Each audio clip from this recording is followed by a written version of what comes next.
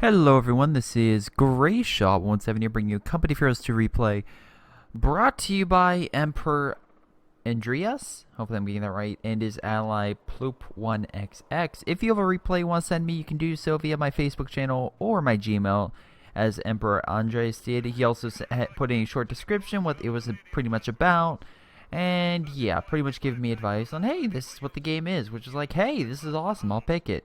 This is a 2v2 map on Dusseldorf, one of the new, of course, maps that came with the British expansion.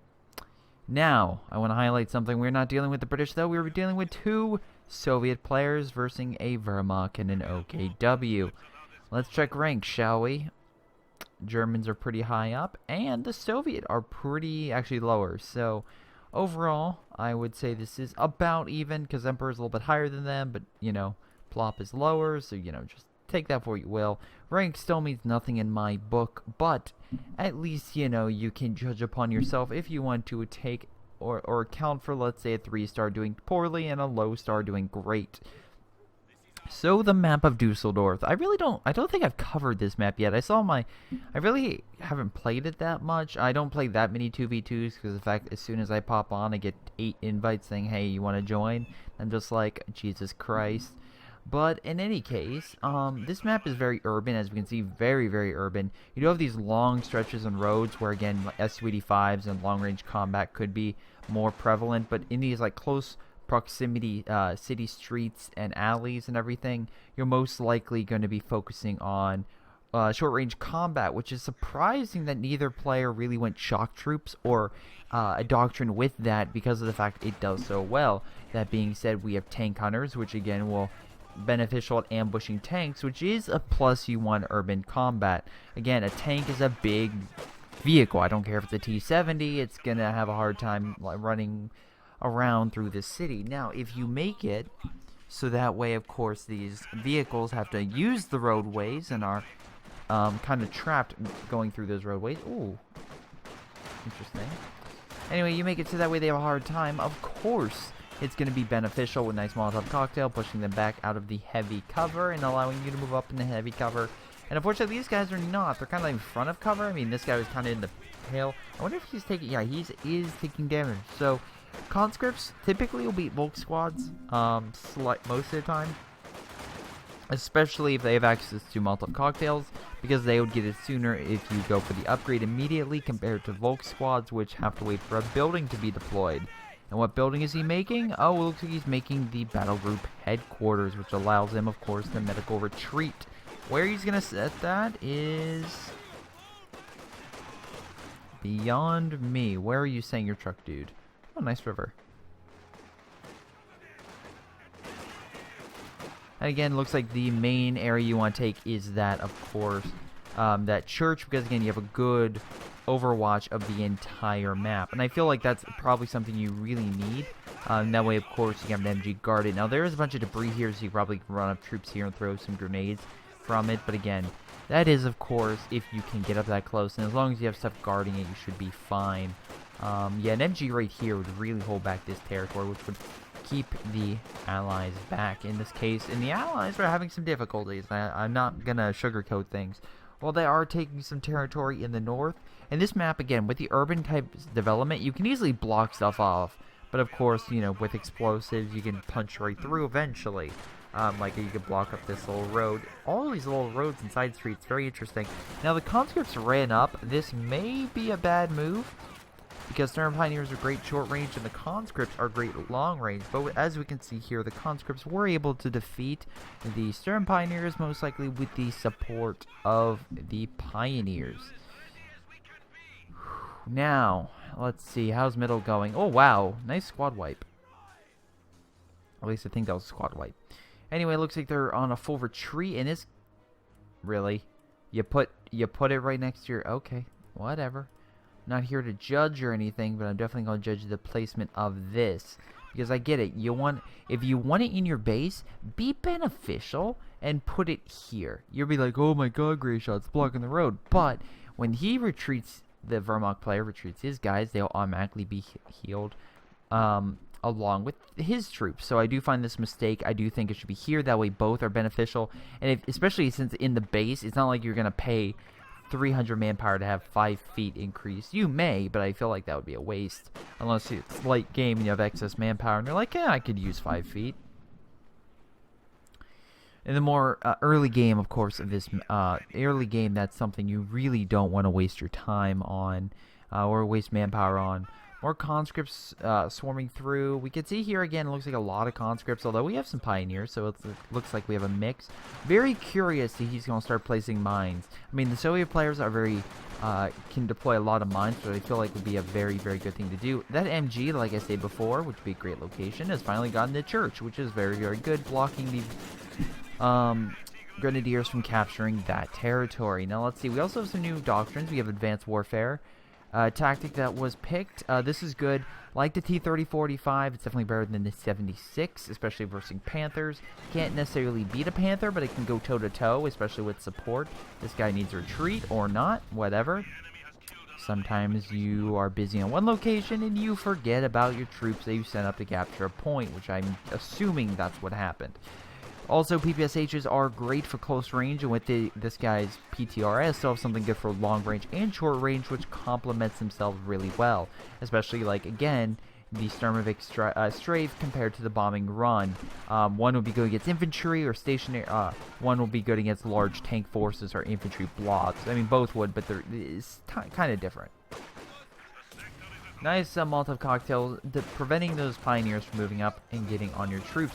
The thing is also is this guy currently has the Minesweeper ability, which, if you don't know, limits one man to have a Minesweeper, which decreases the effectiveness of that squad, at least in combat, which is again negative.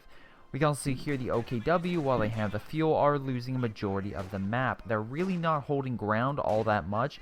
Why do you have a Grenadier squad in there? I don't know, but you really need to use it and start taking territory because your ally is slowly being pushed back.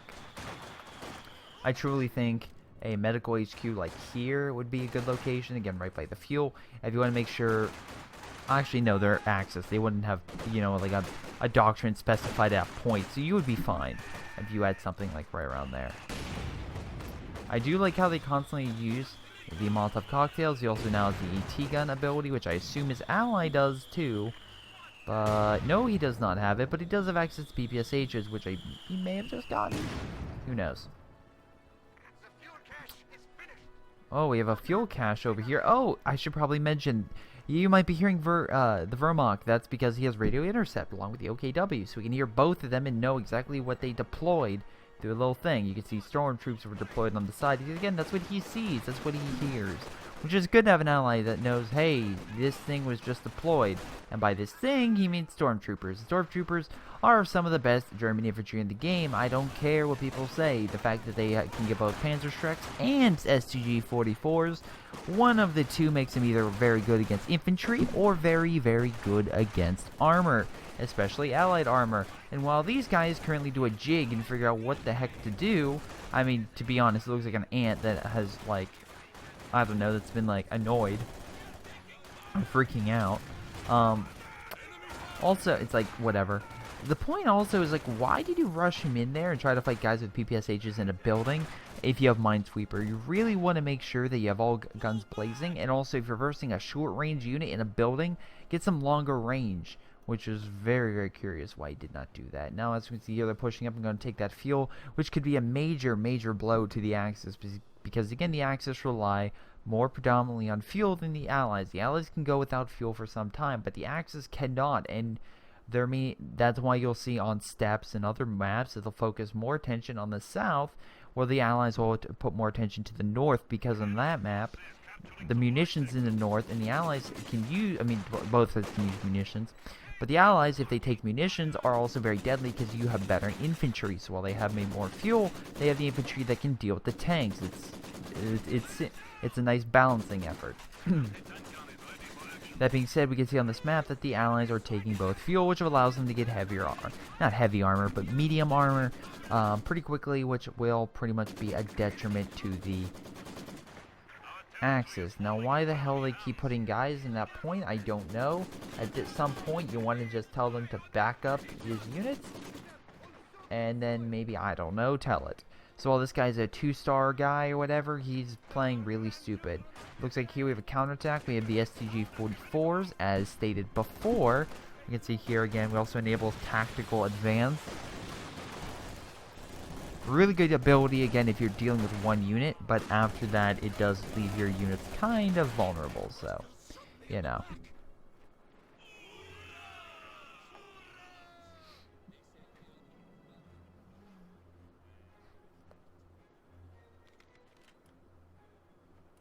More stormtroopers, huh? Again, I get why he's doing STG-44s. They're very good close range. Also, again, you can see here, one of their distinct abilities is the... Oh, wait, yeah. Do they get camouflage automatically? Or is that... No, yeah, they get it. As we can see here, the enemy went Luftwaffe ground force as well. They get Fallschirmjägers. I guess, again, they want to try to deal with the conscripts, and they see Fallschirmjägers as a weapon to use.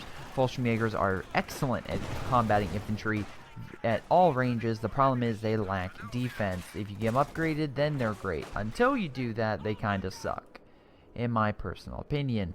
And before you say, Greyshot, what unit doesn't suck when it's deployed? Shock troops. Shock troops, when instantly deployed, I guarantee you can fight a Fallschirmjäger squad and kill the Fallschirmjäger squad.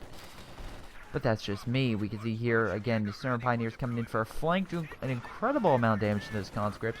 Just annihilating them. I do like, again, STG-44s are nothing to really just, like, I guess, ignore. They're very, very good assault guns. I believe they are the first assault rifle. Again, I have to check back on my history, and I'm sure someone in the comments will let me know if I'm wrong. Please, please let me know. Conscripts with those, again, anti-tank rifles deployed versus the MG. The MG most likely was trying to get in the building, but he got in before him. And unfortunately, that was a decent building too. But if he got that close, he could easily have thrown a Molotov cocktail. At this point, he needs to retreat.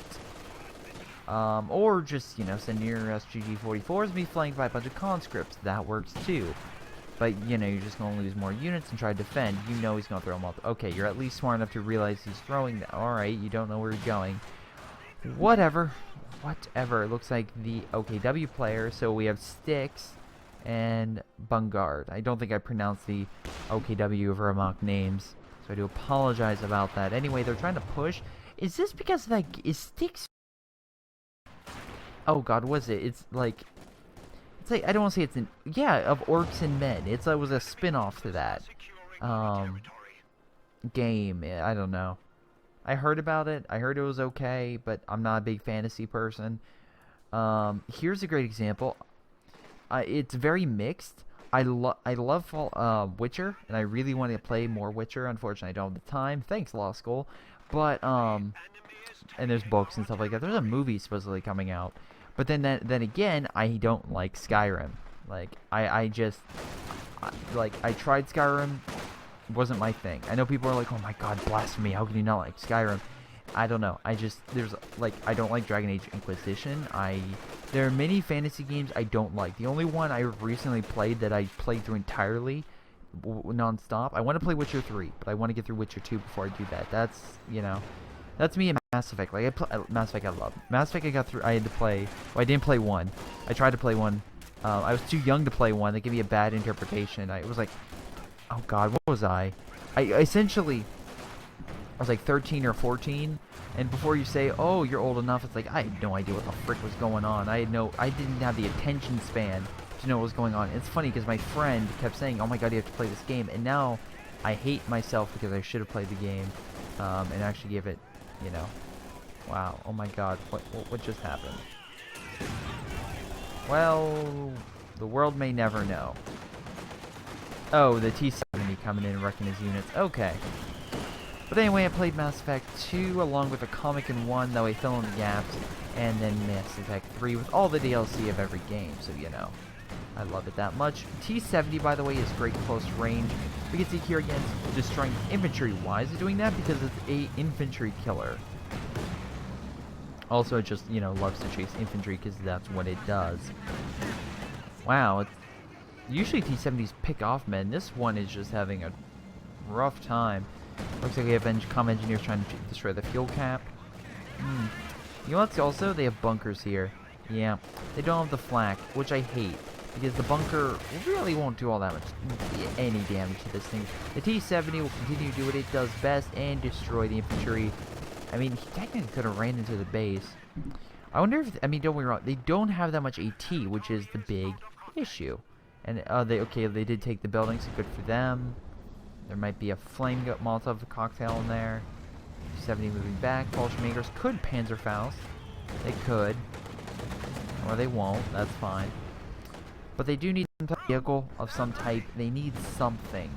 And I feel like the Allies are doing a great job at launching these great offenses. Also, here's a great example. Yes, the Germans have the better weapons, but the Soviets have more infantry and are going to swarm. Those poor Fallschirmjägers. Run, man, run! Aw. Oh, so close. He could have made it. Reinforcements were right there.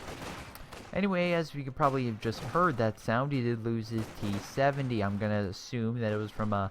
Yep. We have a Verkenwerfer here, and since it's ranked up, it's taken some shots, so I assume it, you know, probably shot T-70, and then the Panzerschreck probably killed it. Yep, vehicle destroyed. Molotov cocktail from behind, get him out of the heavy cover, very smart. Another T-70. I feel like more people are using T-70s now, and once again, very, very good unit. Highly recommend it. It's a great infantry killer, and just, it's great at annoying infantry. This guy should really go camouflage, that way the T-70 can't see him, and then move it up to counter, but, you know, that's me. Nice Panzerschreck shot, but again, T-70 can take about 3 hits from Panzerschreck or so. Oh, we have some type of fighter coming in. It's a Sturmvik strike. Hitting the building a little bit. Plane flying off. Nice strike, at least to push back the infantry. Once again, I feel like this was poor placement of the HQs, and they should have been more offensive with it. That way they could have a more present engagement with infantry and allowing them to hold more territory. But unfortunately, they're not doing that, and because of that simple fact, they're having lots of issues. I also feel like they're using Minesweeper in a negative light because of the fact, also they keep getting heavy infantry, and maybe that's what they need. They also keep losing their infantry, which could be another problem altogether, but you get my point. It's like, why have heavy infantry if you don't want to try to focus on it? I know this guy has so much infantry that you kind of need to make sure that your troops are together. That way they can do a nice ambush and assault and hold. Again, the encirclement doctrine, stormtroops are great, but also you can cut off supplies, and that's what they're meant to do. In this map, it's harder because there isn't like a major supply route that you can easily cut. It's all so closely knit together. The stormtroopers help in the urban environment, don't get me wrong. As you can see here, they're completely annihilating those conscripts. But that being said, you do need a lot together, and if you don't really want to focus that, well, you're not going to do very well. Again, micro does help. Again, my professor or teacher in high school would always say, it's like, the better thing to have is if you have an army of lions and a sheep as a commander, or an army of sheep and a lion as a commander, you want the lion as the commander, even though it's a bunch of sheep, because of the fact the lion would lead them better than a sheep would with a bunch of lions. Like so. The conscripts may be inferior, but if they have a better tactician, they can easily take out these superior infantry. That being said, we can see here this guy may be actually growing a brain or something, because we can see that he's actually trying to focus his infantry. He did take some severe losses from, I want to repeat this, a single conscript squad, maybe 2. So yeah, there is an issue, and I do feel like they're being too aggressive, and this is going to cost them, and I want to explain why. They believe themselves, and I see this along Company of Heroes too, where you think you're winning, or that you can keep pushing because you get a Panther, or because you got some special and you're pushing the allies back. What usually happens in the game, however, is the reason they're being pushed back is because they just got technological advancement, but they were before they got that, they were behind. and they made such a very astonishing leap that it helps. What you have to remember, though, is resource-wise, will allow the allies to do that and do it tenfold.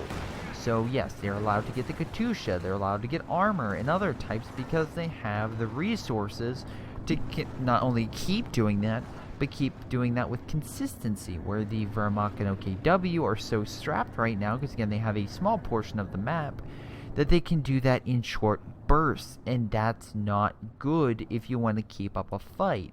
We can see your conscripts trying to move around, try to take some territory. They really need to focus those Sturm Pioneers together, or Fallschirmjägers together, in a nice infantry assault. I know, I don't want to call it blobbing, but you need to keep it together in order to do a nice offensive and to hit your enemy. There are times to do like strategic strikes, but when your infantry keep dying from superior forces and forces that are better, and you can't, even your strongest infantry is having trouble, that's when you put enough infantry together where it's like, okay, if I send this group out, I know they can hold off an assault. For example, this. Why would you put your headquarters here? And I'm going to state this. If you don't have, if you could barely have the resources in the first place to hold that territory. Right now, they are being saved by the Kennwerfer, and of course the T-34's lack of armor versing this Flak HQ. That saved them. But if they were versing a Sherman, for whatever reason, can take more hits, or this Flak does less damage than a T-34, then they're in trouble. Then they're going to have issue, and then they're going to be in a pain. We also have here a Katusha, and if both, of course, go more the artillery route, the OKW, since they really focused more on Panthers, stuff like that, might not necessarily have that many resources. Looks like Styx is trying to save up for my assumption is a King Tiger. He has all 3 points, and now he's trying to get heavier infantry. But we can see here he's only getting 9 munitions. That is terrible. That is horrible for an OKW player. To be fair, I don't like putting more fuel, one or more the other, unless I know I'm doing well. That is a very ballsy Stuka. That is a very ballsy Stuka, because that Stuka is firing close range at that base, doing maximum damage, and this Panther is sitting there doing absolutely nothing, allowing the Katusha to fall back without really, doing anything major. I do like the conscript squads here waiting, knowing that there's a Panther around the corner. Again, if he came through, they would throw a bunch of AT grenades and other things, but the Panther didn't react, which is, again, I think it's a show of competence for the enemy team. We can also see here the Panther is trying to do another frontal assault, but, again, this guy has learned from his mistake. He knows, again, he and his teammates are getting more armor. I do like all the rounds bouncing off the Panther. It's great, but, yeah. Also, Obel Sudan, wow, fantastic at killing infantry, have no armor capabilities whatsoever. How does this Panther keep bouncing rounds? I am very curious myself. Oh, increased armor protection. Very nice. I wonder if that's doing it.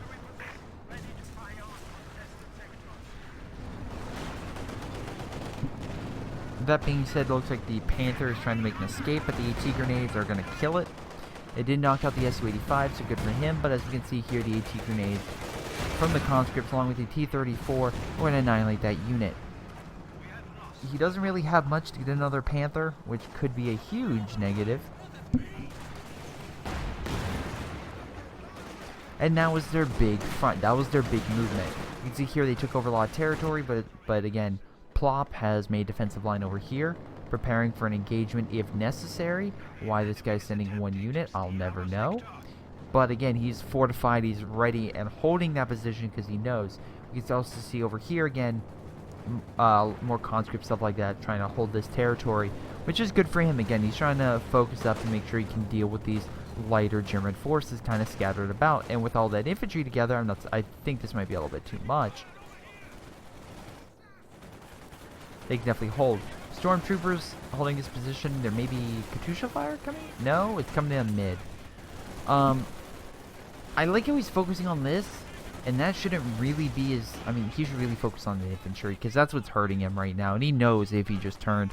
Now he's going to retreat, walk into PPSHs, and probably lose a unit, if I were to guess. I'm going to make the assumption he's going to lose a unit. Or not. He's... Never mind, he just lost some health. I with 3 conscripts with PPSHs, I guess it just doesn't have the effectiveness of shock troops. My apologies. Sticks has been replaced by an AI, and you know what's hilarious about that? The fact he lost his supply truck. Because as I recall, he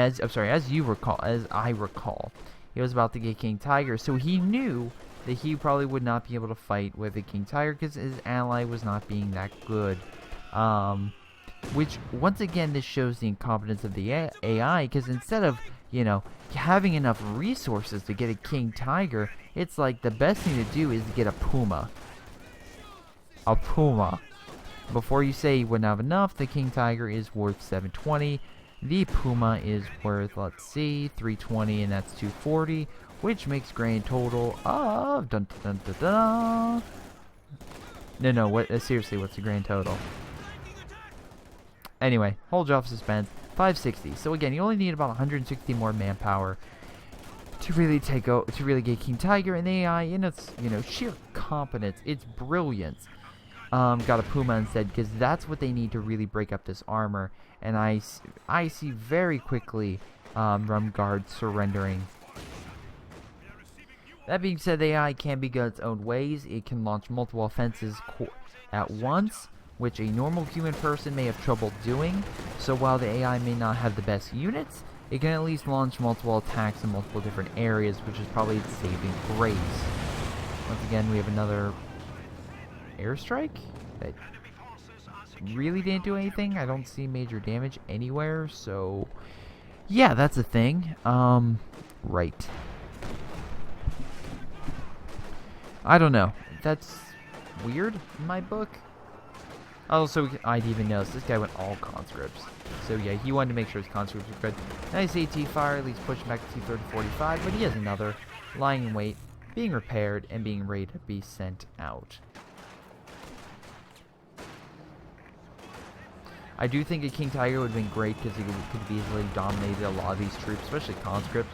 He's going to lose his infantry unit, although very close to killing the T-3045, but close does not cut it. You still need to be able to defeat the enemy armor to at least have some type of victory, and unfortunately that is not the case, because they'll just keep being hit, repaired, and gain veterancy, which is something you do not want. Also, wow, armor and it didn't hit armor. Alright, whatever. Once again, this is tight quarters, and while that's great against armor, it's also great for, you know, tanks to just steamroll infantry. And that with those 2 stormtroopers being gone, that pretty much limits his infantry capabilities, which essentially is going to allow... Wow. Puma, great armor. Oh boy.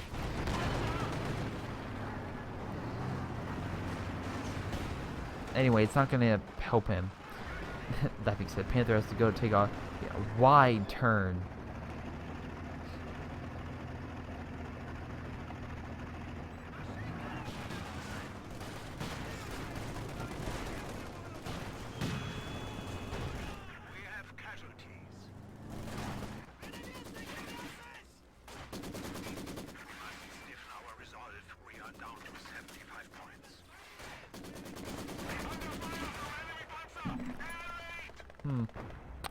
Maybe don't take a point with an MG guarding it. That's my suggestion, but... I know you're going to try and decap the fuel, but also maybe retreat it. Panther's taking some damage versus T-3045 and showing its rear armor. AT grenade flying, and the T-34 will probably get chased. And that will probably be a surrender, I would assume. Oh, yeah, there's another. I would be very surprised if the enemy did not surrender.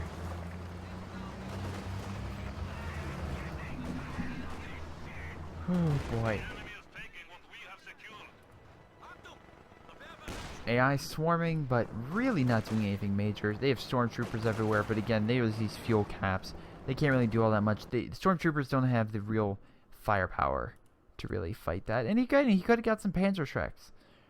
So I feel like that could have been pretty good for them. I know why it's like, why get one Panzerschreck against, instead of 4 STG-44s? Well, maybe the Panzerschreck is, I don't know, good. I just against armor, it could have been really helped, just have a mixture. But I get it, you wanted to focus on infantry, but the problem was you just, poor tactics, and I feel like, again, while Sticks just did not push up, and you guys just had your forces way too scattered to effectively counter the better infantry, which was actually on the Soviet side for once. So, whatever. Sticks had more damage. Again, could have done a lot more in my opinion. 97 kills, not bad. Emperor Andreas, 22,000 damage, not too shabby, and 133 kills. I believe it. Having a positive KD as a Soviet is also a plus because that almost never happens. So good for you. Good for you. Anyway, that's game. That's a 2v2 on Dusseldorf. If you have a replay you want to send me, make sure you send it in. Again, Facebook or Gmail. Otherwise, I want to thank you guys for watching. Hope you guys enjoyed, and I'll see you next time.